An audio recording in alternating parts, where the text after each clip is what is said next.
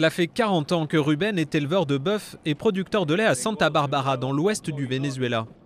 Ici, depuis le début de l'année, le gouvernement d'Hugo Chávez a exproprié 30 exploitations et personne ne sait qui sera le prochain. Tout ce que je sais, c'est qu'après avoir développé tout ça, avec mon intelligence et mes efforts, une fois que tout tourne bien, le gouvernement vient me voler, me dépouiller et me prendre mes idées. Sur ces terres, l'État veut réinstaller des petits agriculteurs sinistrés par les violentes inondations de la fin 2010. En théorie, seuls les terrains en friche sont concernés, mais sur les 20 000 hectares déjà récupérés, les producteurs affirment que cette condition n'a pas été respectée.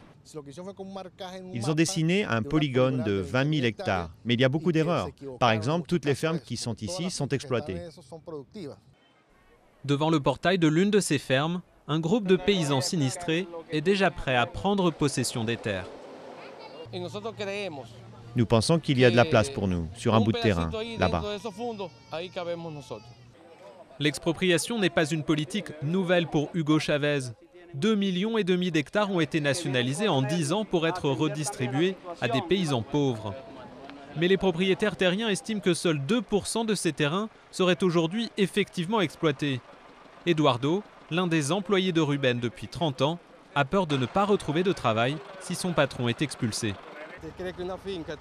Ici, il y a plus de 100 personnes qui travaillent. S'il y a une expropriation, on va tous se retrouver au chômage.